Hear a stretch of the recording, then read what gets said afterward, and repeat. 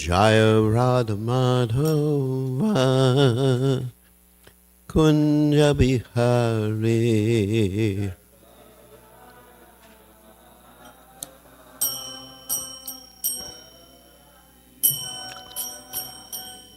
Jaya Radha Madhava Kunja Bihari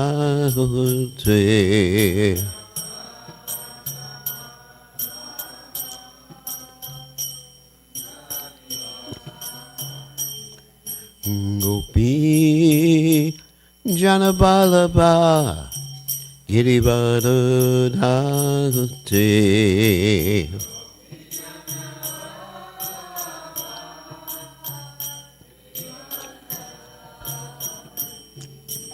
Gopi Janabalaba Girivardhate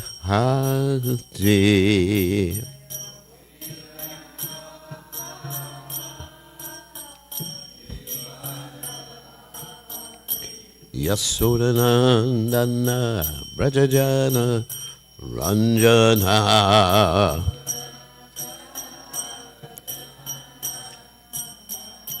Yasodanandana Brajajana Ranjana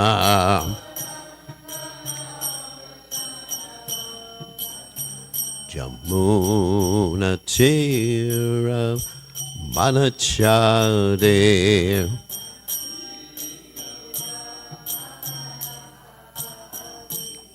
Yamuna Tira Manachade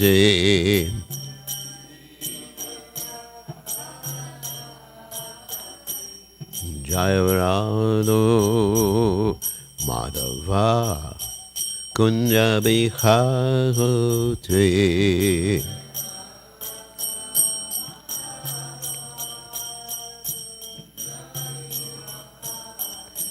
Jayarado Madhava Kunja Bihari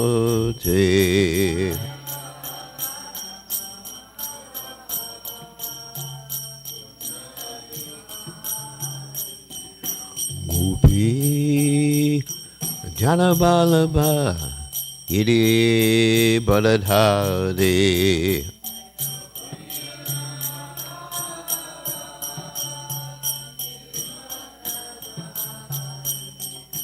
Gopi Janabalaba Giri Baladhari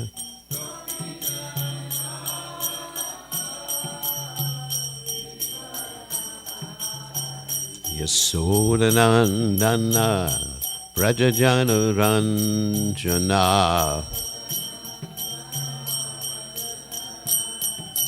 Yasodanandana Brajajana Ranjana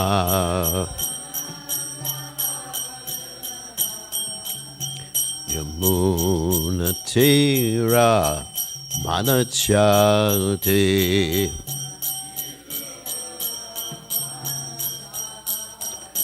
Yamuna Tira Manachate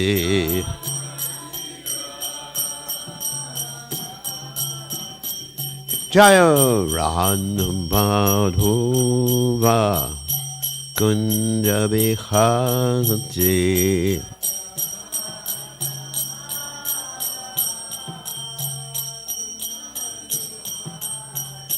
Jaya Radha Madhava Kunja Bihari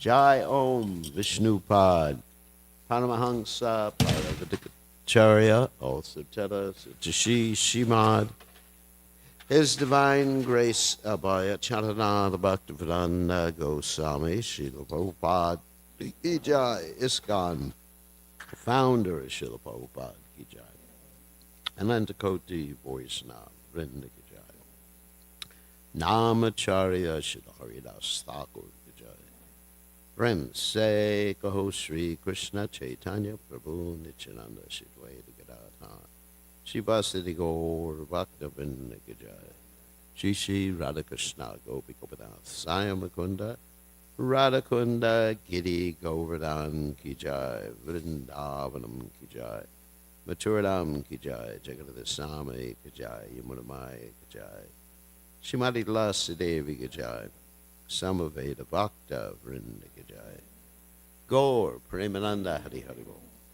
All glories the assembled devotees, all glories the assembled devotees, all glories the assembled devotees. All glories to Shri Guru and Gauranga, Srila Prabhupada Ki Jai. Nama Om Vishnupadaya, Krishna Prastaya Bhutale, Srimati Bhaktivedanta Swami. Tinamani Namaste, Saraswati Devi. Gauravani Pacharni Nivashesha Shunyavadi, Paschatya, Deja, Tarni. So reading from the 10th canto of Srimad Bhagavatam, 52nd chapter, text 12. Om Namo Bhagavate Vasudevaya.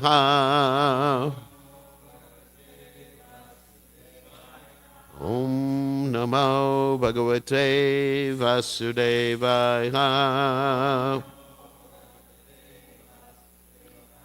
Om Namo Bhagavate Vasudevaya.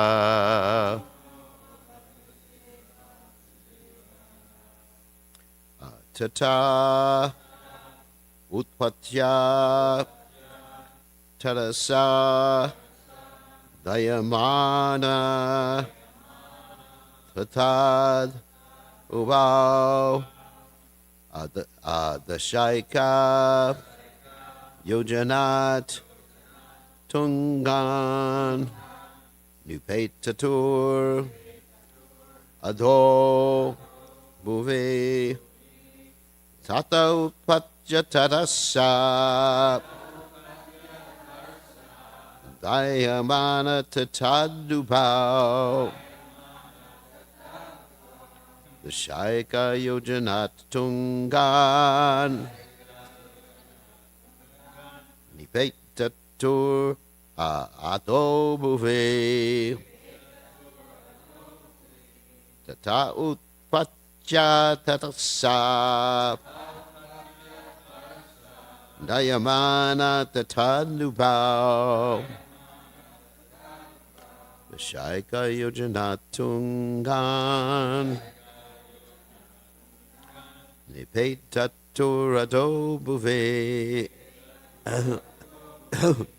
Tatautpacha Tadasa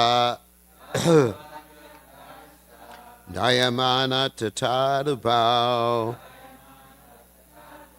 Shaika Yojanatungan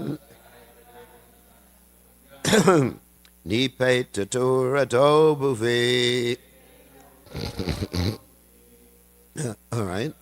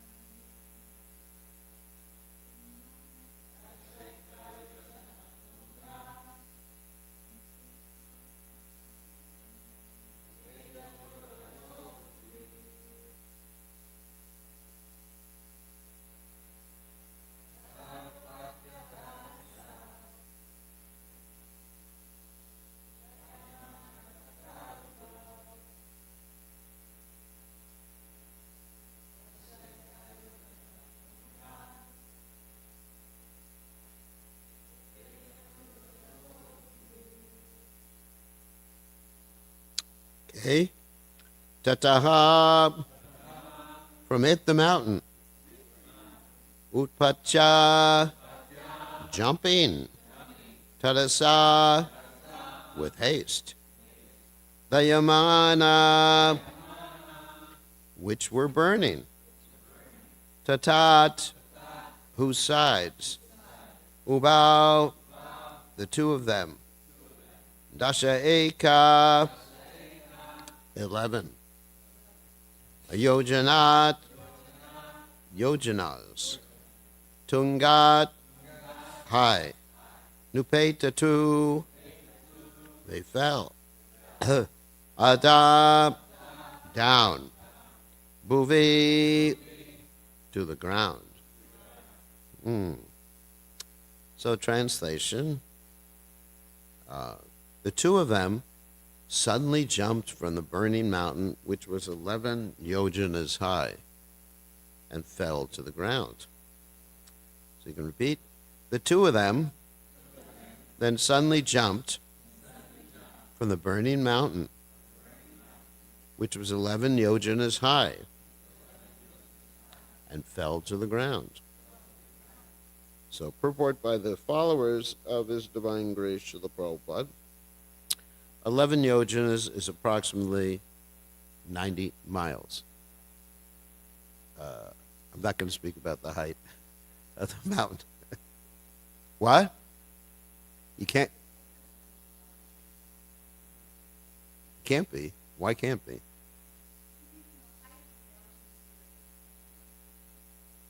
It says here, let's see. The two of them suddenly jumped from the burning, which was 11 yojanas high. Let's see the Sanskrit here. Dasha Eka Yojana. About the two of them. Then Tungat, high comes after that, so it would be high. It was high, 11 yojanas. Check with your Sanskrit expert, but this is how Prabhupada translated it also. 11 yojanas high. And so, Krishna can arrange everything, but I'm not going to talk about that subject matter in class.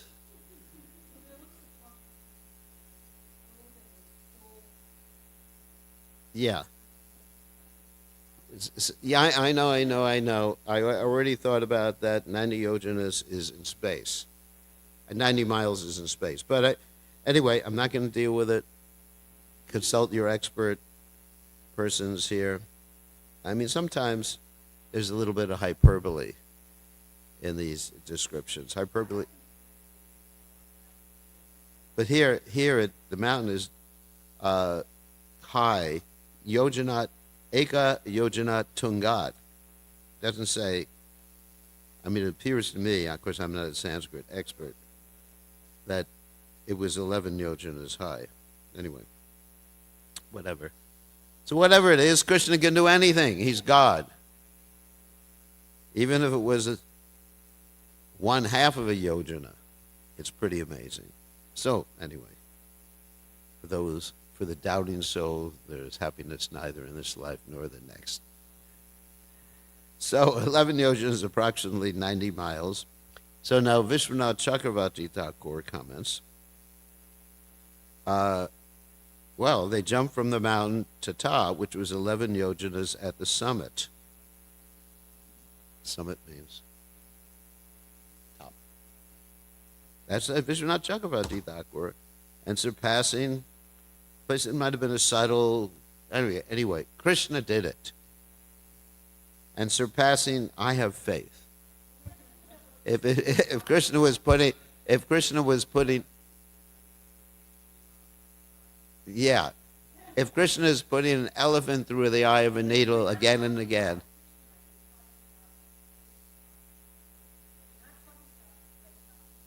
All right, use your hermeneutics.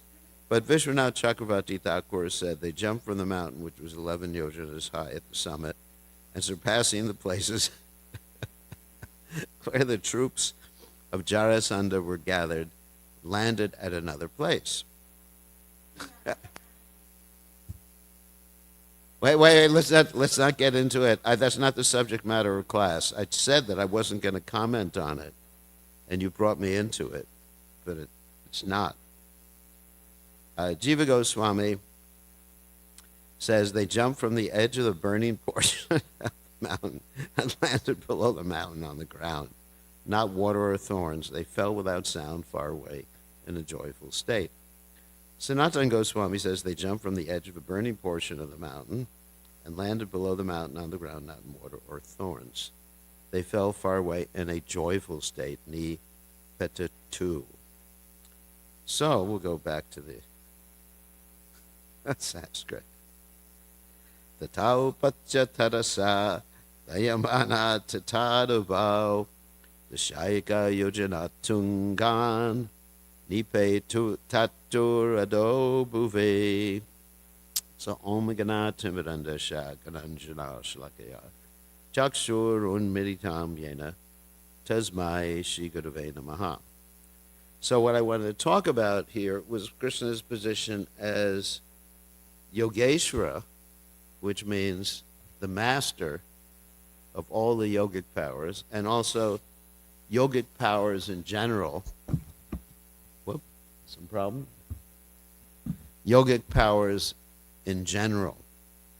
So, we find in many instances Krishna manifests different yogic powers. Although he's God, he's not conditioned by any of the aspects of the material energy. It has nothing to do with gravity. He can circumvent all the rules and regulations because he's the Supreme Personality of God. It's still, we can see that Krishna sometimes manifested what was apparently yogic powers. For example, we have, and I'm going to contrast this with demons who also can manifest yogic powers. There's Trinavarta, who is a demon, and he manifested the yogic power of becoming very, very big in order to swallow Krishna and the coward boys. And then Krishna manifested this yogic power called Mahima. Does anyone know what Mahima is? Not you.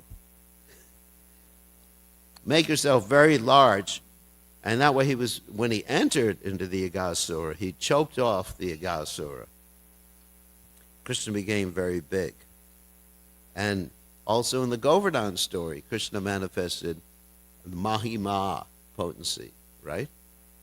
He showed himself as a gigantic form.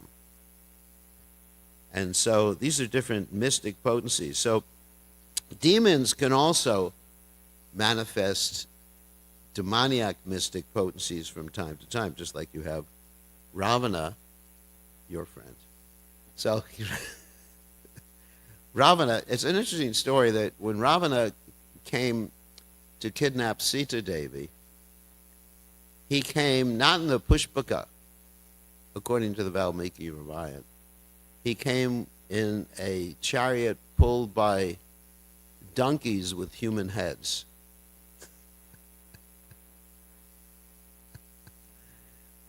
I mean, these things, we may be incredulous, how can these things happen? But these things can happen.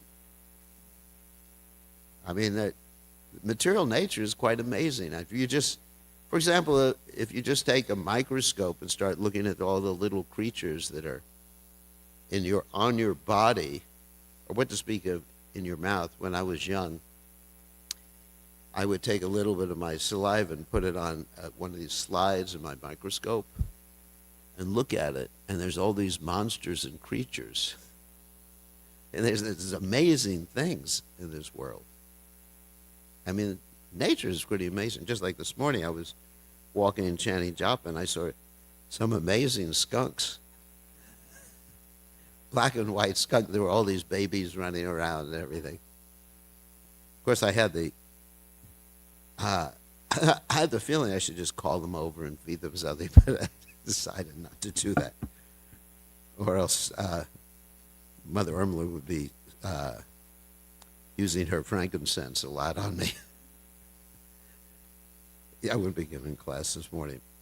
So anyway, getting back to the story. So he came in this chariot to kidnap Sita Devi. He grabs Sita Devi, puts her on the chariot, And what happens is Jatayu, this is not there in the movie, it's there in the Valmiki Ramayana. Jatayu attacks and kills all these asses with human heads and destroys the chariot. And so what does Ravana do to take Sita to Lanka? He takes her on his own power and he flies through the air. Similarly, we see Vibhishan was flying through the air. So many stories like that of the Rakshasas, if you read the Ramayana, have these demoniac stories, demoniac manifestations and powers. So devotees naturally have these powers. Pure devotees, not all devotees. I don't have these powers. If I had these powers, I wouldn't need a Tesla.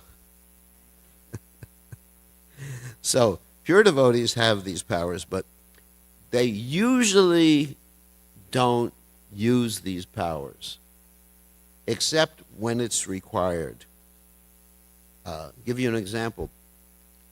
You have Parikshit Maharaj, who was cursed by the Brahmin boy Shringi, yet he had the power to circumvent the laws of material nature and the cursing and everything like that. He didn't do it because it was for himself. And so also Ambarish Maharaj, when he was attacked by the demons sent by Durvasa Muni, he didn't do anything, although the Lord protected him, but he didn't use his power. A devotee has all these powers. Now I'm going to tell a story about a devotee who used his mystic powers. And that devotee is one of my favorite devotees. Can anyone guess who that is? Hanuman. Okay, so here's the story about Hanuman. Hanuman was actually born with mystic powers. As people in the not heavenly planets in Siddhaloka actually naturally have these mystic powers. So Hanuman, the reason he had these mystic powers is he's an anga of Lord Shiva. And what happened is there was an embryo transplant from Shiva and Parvati that was transplanted by Vayu and brought to Hanuman. And he had these mystic powers. He misused his mystic powers even at the beginning. As described in the Bhagavatam, sometimes these mystic powers can be an impediment to a devotee. And I'm going to read about the mystic powers in a few minutes. So what happened is when he was first born, he was very hungry one time, and he saw the sun, and he took that to be a orange or some sort of fruit, and he flew to chase the sun, to engulf the sun.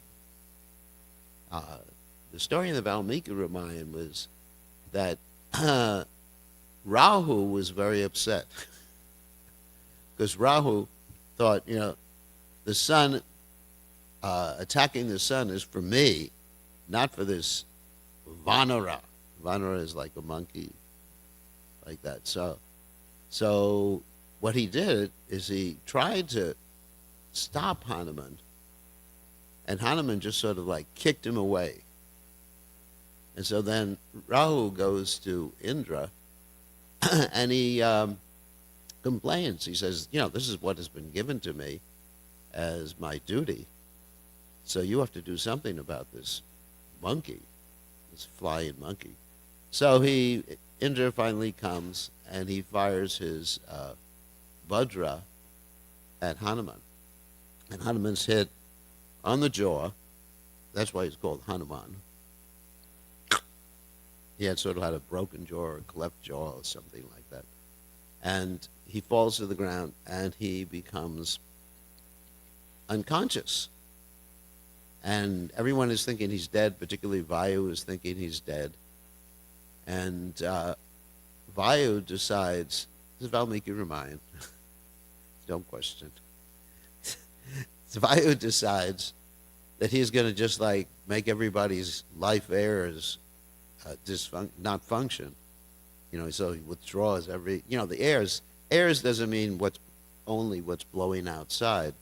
or what's in the room, but there's these different airs, apana, prana, apana, like this, in the body. And so he, somehow or other, he just withdraws all of them or makes everybody paralyzed without killing them. Because obviously, if you don't breathe for a few minutes, I think it's 4 or 5 minutes or something like that, 6 minutes, then you're finished. Of course, there are divers who are trained, and they can go down, pearl divers. They can do like 8 minutes without breathing. Did you know that? So, but most of us, 4 minutes is about it. So anyway, so he withdraws the air from the universe, and then all the demigods come, and particularly Lord Brahma and others, and just say, you got to stop this, because Vayu is very upset that his son Hanuman has been hurt. And so, therefore, this is actually important as far as mystic powers. Therefore, all the demigods come, and Lord Brahma brings him back, Brahma and Shiva bring him back to consciousness, back to life. And they're blessing him with all these different mystic powers and powers. Really interesting story. So he has these powers, but because he's too immature, he can't utilize them properly. Because as a child, you give a child great powers. Let's say any of these children here, if you gave them powers to control the material nature, make themselves big, make themselves small, prop DC, reach out and get anything they want, it would be a disaster, wouldn't it? Because children aren't really, mature, psychologically, emotionally mature. I mean, I've seen children do a lot of cruel things, too.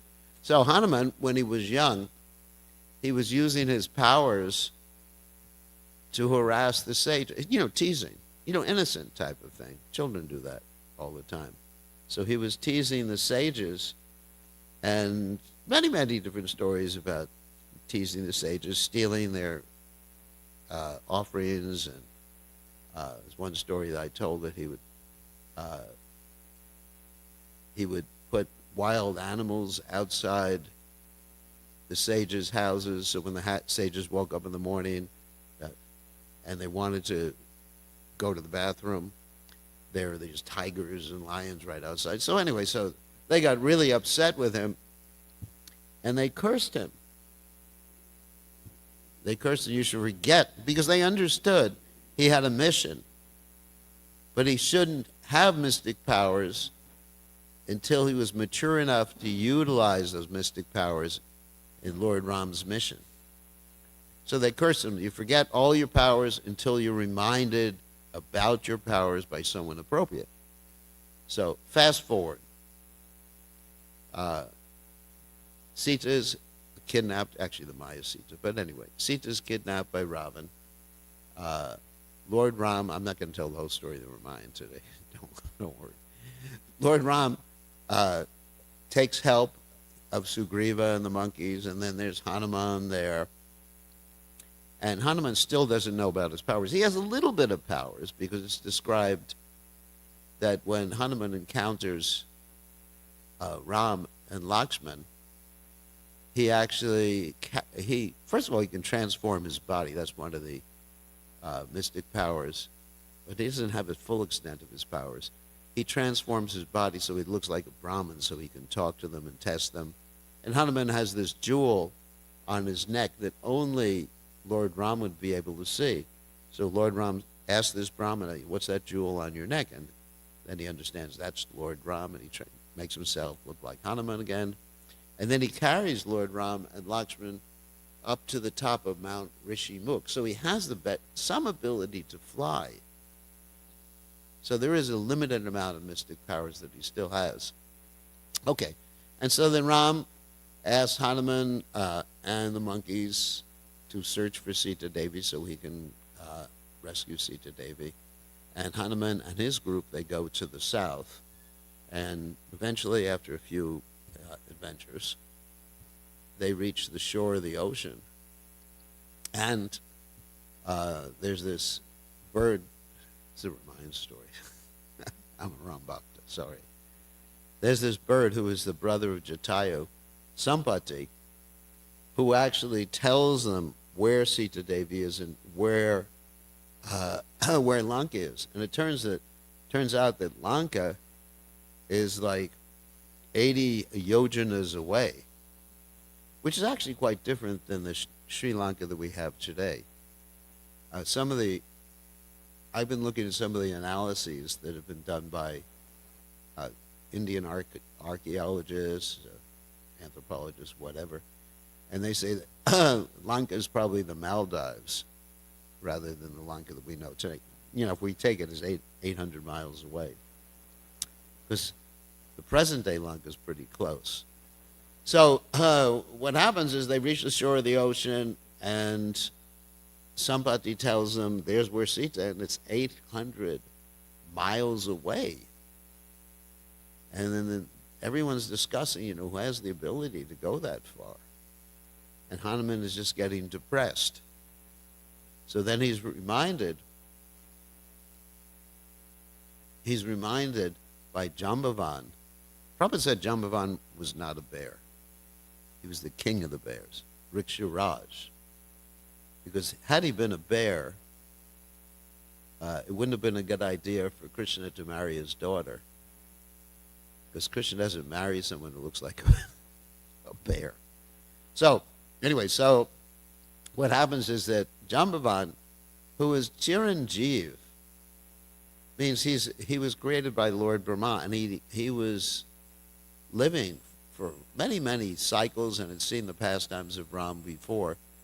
He knows that now's the time to remind Hanuman of his powers. So he reminds Hanuman, he says, you have great powers, and he tells the whole story about Hanuman too, how you were cursed.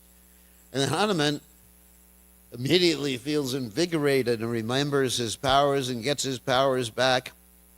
And one of the first things he does is he expands himself. There's Mahima again. He expands himself, you know, tremendously, and he goes to the top of the nearby mountain, and he jumps to Lanka. And so it's described that when he jumps from the mountain, this is not in the movie, so this is in the Valmiki Ramayana, that actually the suction, because when you have a projectile go really fast, it sucks on, like even if you want to save money on gas, if you follow a truck like this back, that's true. You know about that. Not very safe. But it's like the suction of the truck going forward will actually enable you to save 1 or 2 miles a gallon. Don't try that. And so all these trees and branches and rocks, they're sort of like following them for a little bit distance. And then, of course, then they drop to the ground because of gravity. And so, but he's also manifesting another mystic power, which is called anima. Lagima, sorry. It's not anima. Lagima.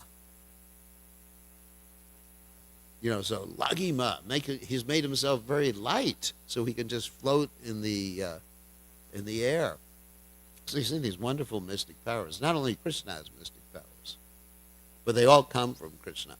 So he makes himself very light, and then he comes across this serpent lady who's been sent by Varuna to test him.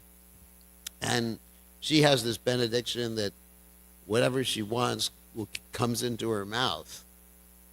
You know, so she says, I'm going to, I have this benediction, I'm going to eat you, Hanuman.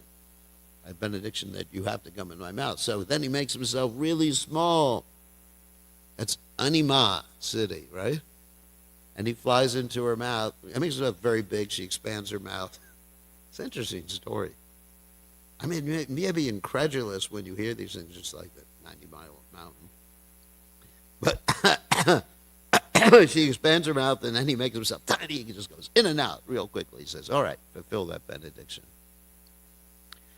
So anyway, so then he has several tests on the way to Lanka, and he's manifesting these different mystic powers. And when he gets into Lanka, he makes himself very small and flies around looking for Sita Devi. And anyway, so that's Hanuman manifesting mystic powers. So devotees can sometimes manifest these mystic powers. Also, there's other examples too. Kardama Muni manifested mystic powers too. And he created this big airplane that they were flying around with his wife. So I wanted to read, for those of you who are interested in mystic powers, hopefully Gopal is watching this class. He wants to have superpowers. So for those of you who are interested in superpowers, then you can read the 11th canto, 15th chapter, to hear about these different superpowers that you can get and how to get these powers. Everybody ready? Okay. So there's actually, okay, I'm going to read text 4 and 5. This is so exciting for me because I always wanted mystic powers. Among the 8 primary mystic perfections, the three by which one transforms one's own body are anima, becoming smaller than the smallest, mahima, becoming greater than the greatest, or bigger than the biggest, and lagima, become lighter than the lightest. Through the perfection of prapti, here's another one acquires whatever one desires. You make a bank withdrawal. A withdrawal from your bank account. Not your bank account, someone else's bank account. And through prakamya siddhi, one experiences any enjoyable object either in this world or in the next. Through ishita siddhi, one can manipulate the sub-potencies of Maya, and through the controlling potency called vashita siddhi, one is unimpeded by the 3 modes of nature. One who has acquired kama vasayita siddhi can obtain anything from anywhere to the highest possible limit. My dear gentle Uddhava, these 8 mystic perfections are considered to be naturally existing and unexcelled within this world. It's explained in the purport, which I found quite interesting. Through anima siddhi, one can become so small that one can enter a stone or pass through any obstacle. Through mahima siddhi, one becomes so great that one covers everything, and through lagima, one becomes so light that one can ride on the sun's rays into the sun planet. Through prapti siddhi, one can acquire anything from anywhere and can touch even the moon with one's finger. By this mystic perfection, one can also enter into the senses of other living entities through the predominating deities of the particular senses. And by others, utilizing the senses of others, one can acquire anything. Through prakamya, one can experience any enjoyable object, either in this world or the next. And through ishita, the controlling potency, one can manipulate the sub-potencies of Maya, which are material. In other words,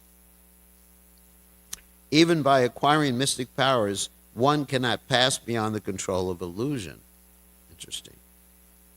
However, one may manipulate the sub-potencies of illusion.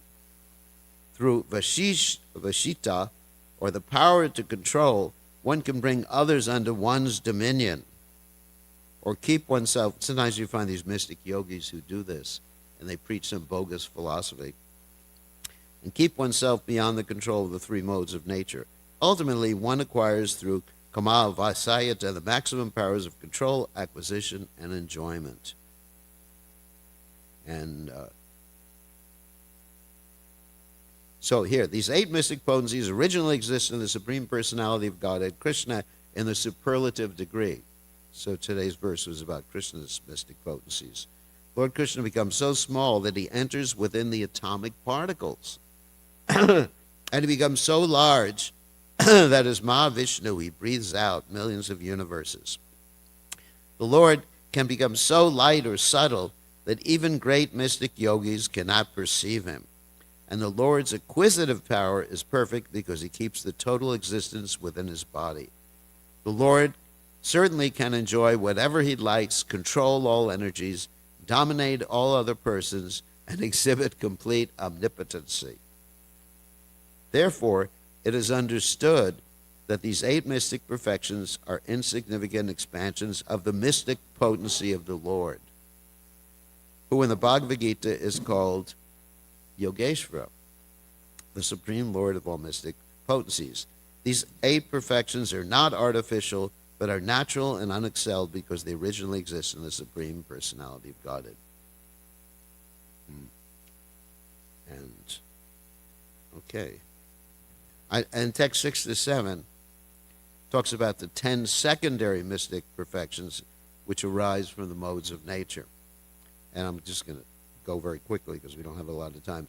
The power of freeing oneself from hunger and thirst and bodily disturbances, the power to hear and see things far away, moving the body at the speed of mind, assuming any form one desires, entering the bodies of others, dying when one desires, witnessing the pastimes between the demigods and the girls called the Apsaras, and completely executing one's determination and giving orders whose fulfillment is unimpeded.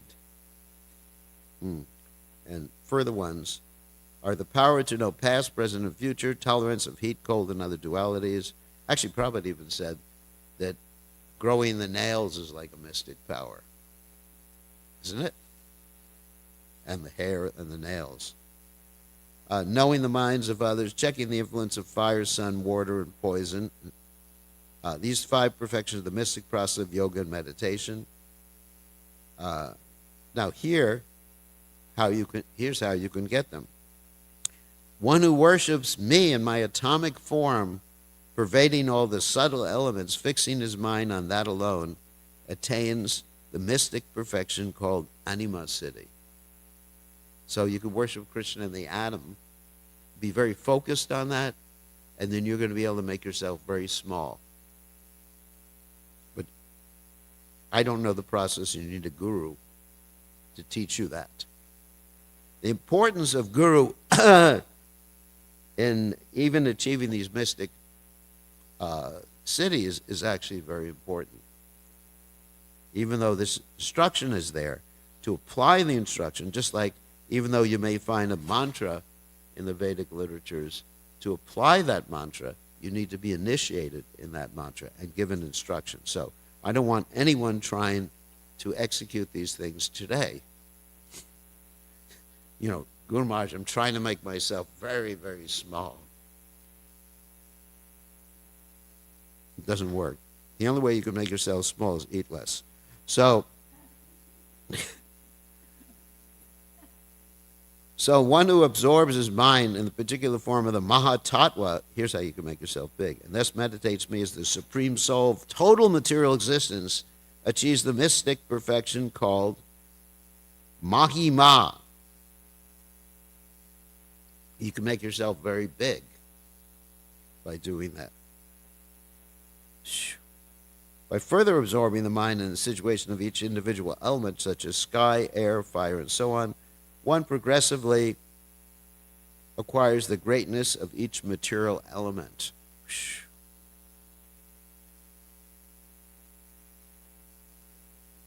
And here's how to become light. Whoops, I guess we have an end. Anyway, so anyone's interested in doing this mystic yoga process, 11th canto, 15th chapter, and find yourself a mystic guru too. Yeah, Prapti Siddhi.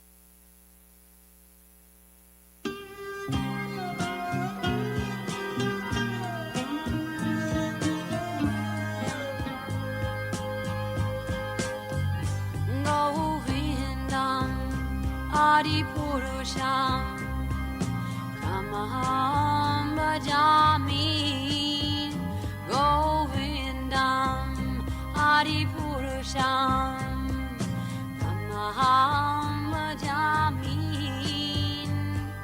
Govindam Adipurusham Tamaham Bhajami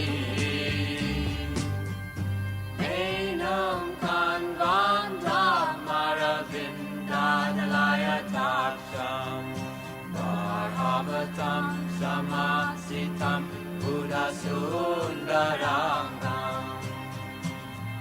Kandar Agom Vikamaniya Vishesha Shobha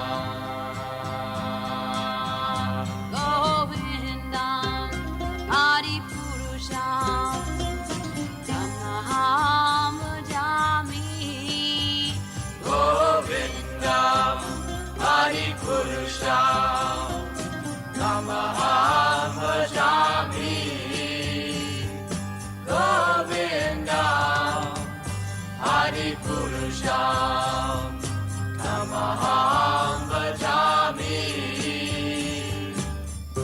Angani Asa Sakalen Priya Priti Manti Pasyanti Panti Kayanti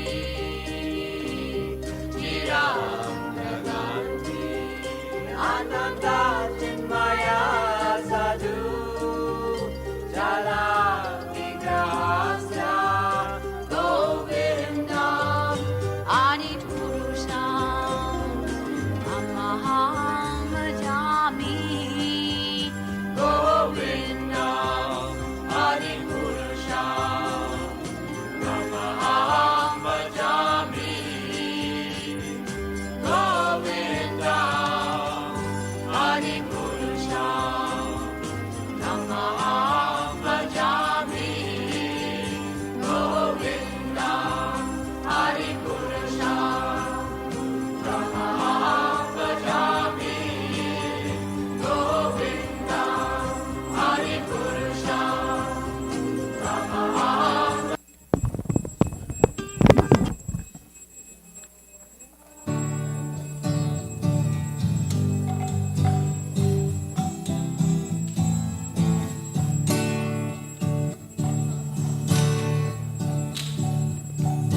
Namo Vishnu Padaya Krishna Prasthaya Mutale Shrimate Bhaktivedanta Swami Namine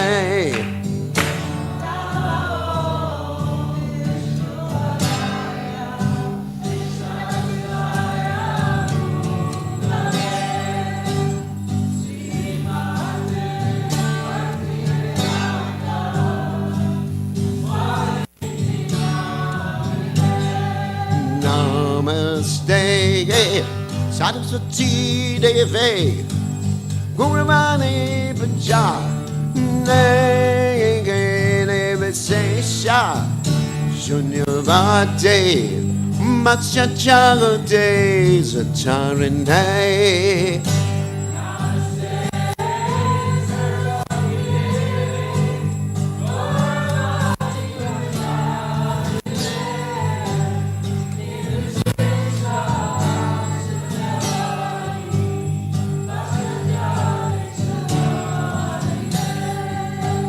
Jaya Shri Krishna Chaitanya Prabhu Nityananda Sri Advaita Gadada Sivasari Gaurvatu Vrinda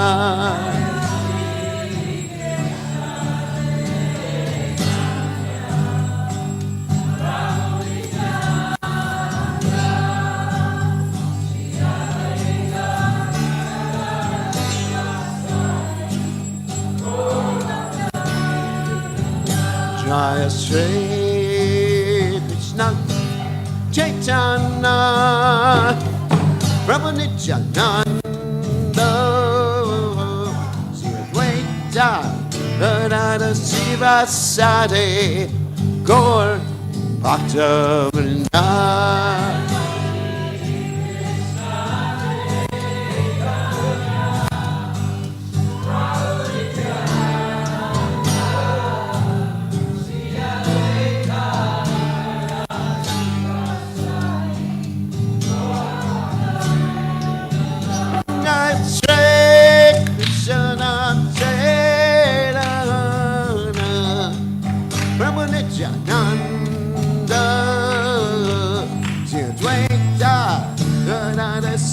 Sade Gaurmakta Vrinda.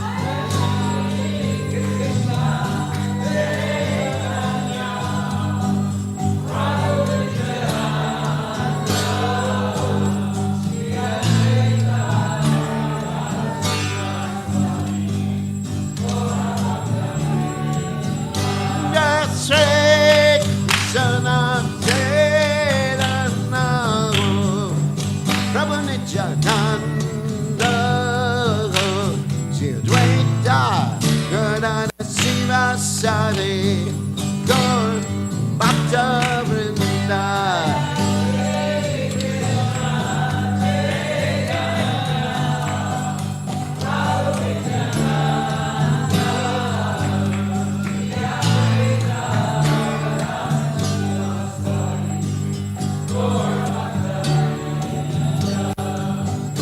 Hare Krishna, Hare Krishna, Krishna Krishna, Hare Hare, Hare Rama, Hare Rama, Rama Rama, Hare Hare.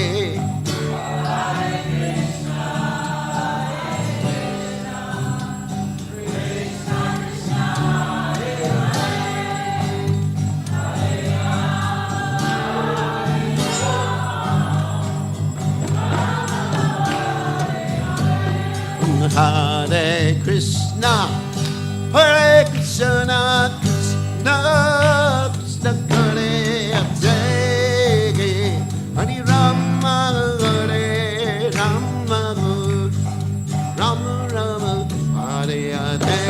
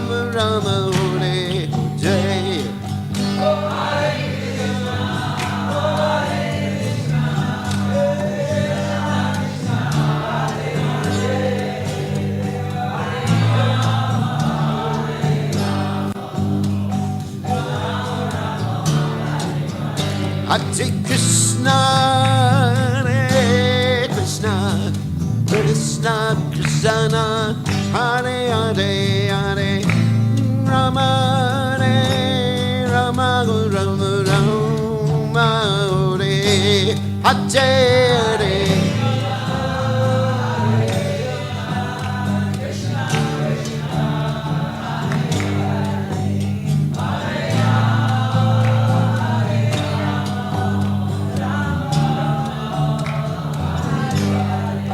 Hare Krishna, Hare Krishna, Krishna Krishna, Hare Hare, Hare Rama, Hare Rama, Rama Rama, Hare Hare.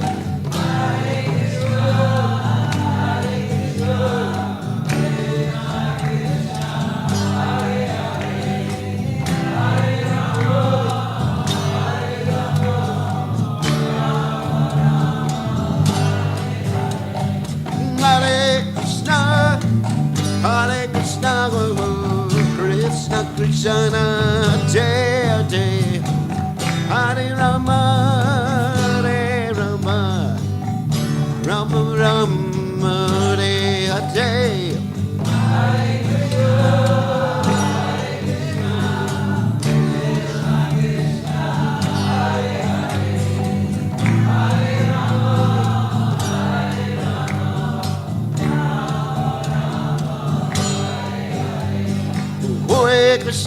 Hare Krishna, Krishna Krishna, Hare Hare, Hare Ram, Hare Ram, Ram Ram, Hare Hare.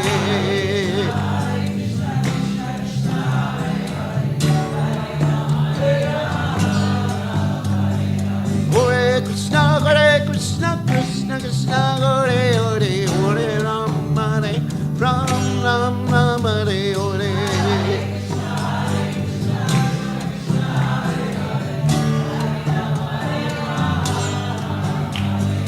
Hare Krishna, Krishna Krishna, Hare Hare, Hare Ram, Hare Ram, Ram Ram, Hare Hare.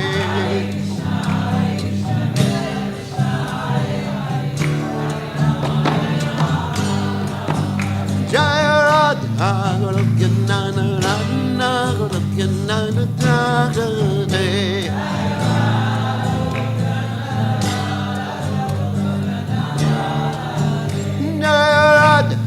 Goloka Nana Radha, Goloka Nana Radha.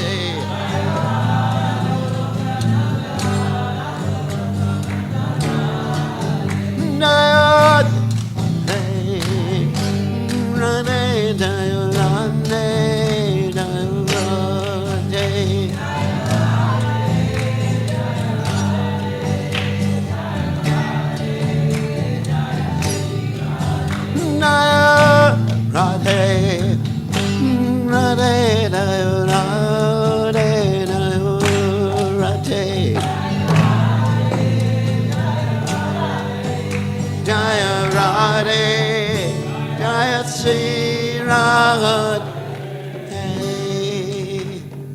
Jai Om Vishnupad.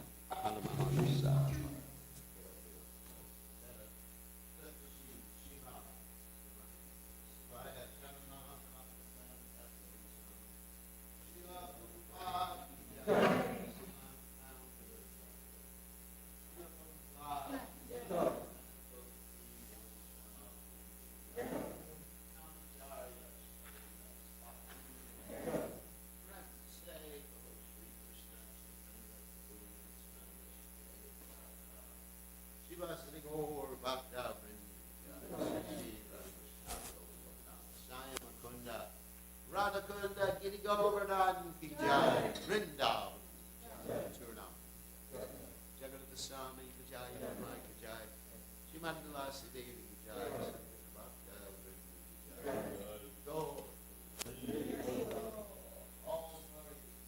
Hare Krishna, Hare Krishna, Hare Krishna, Shri Guru Gauranga ki jai.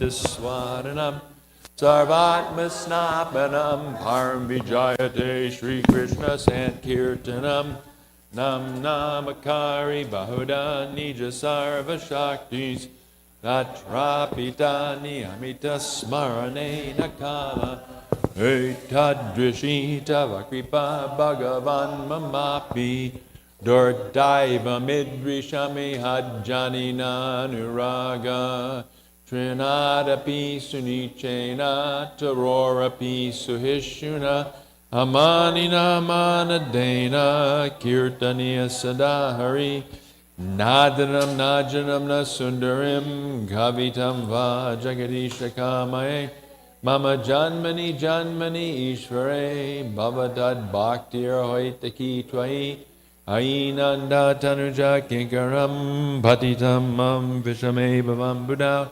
Kripayata Vapada Pankaja Stita Duli Sadrashim Vachintaya Nayanam Galadashu Daraya Varanam Gad Gadaradaya Gira Pulakarnishitam Vapukada Tavanama Grahaneva Vishyati Yugayatam Namishena Chakshusha Pravashayatam Shunayatam Jagat Sarvam Govindam Virahename Ashlisha Papadamritam Panastumam Adarshanam Marma Hatakarotuva Yatatatava Vidadatulam Pato Mat Pranadatastu Saiva Napara.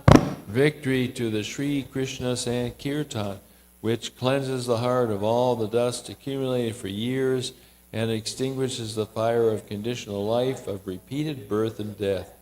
This Sankirtan movement is the prime benediction for humanity at large because it spreads the rays of the benediction moon. It is the life of all transcendental knowledge. It increases the ocean of transcendental bliss, and it enables us to fully taste the nectar for which we are always waiting. O my Lord, congregational chanting of your holy name alone can render all benedictions to living beings, and thus you have millions of names, like Krishna and Govinda.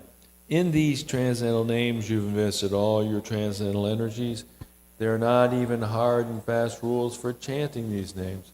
O my Lord, out of kindness you enable us to easily approach you by your holy names, but I am so unfortunate that I have no attraction for them. One should chant the holy name of the Lord in a humble state of mind, thinking oneself lower than the straw on the street.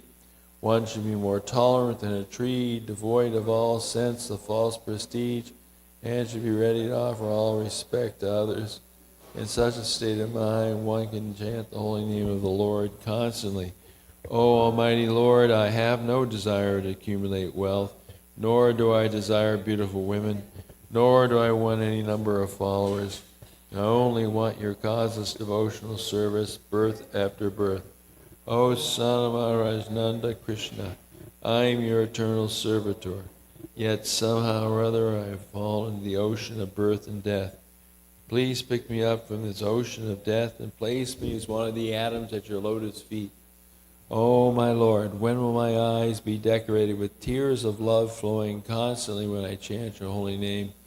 When will my voice choke up, and when will the hairs of my body stand on end at the recitation of your name? O Govinda, feeling your separation, I am considering a moment to be like 12 years or more. Tears are flowing from my eyes like torrents of rain, and I am feeling all vacant in the world in your absence. I know no one but Krishna is my Lord, and he shall remain so, even if he handles me roughly by his embrace, or makes me brokenhearted by not being present before me. He is completely free to do anything and everything, for he is always my worshipful Lord, unconditionally. Ki Jai.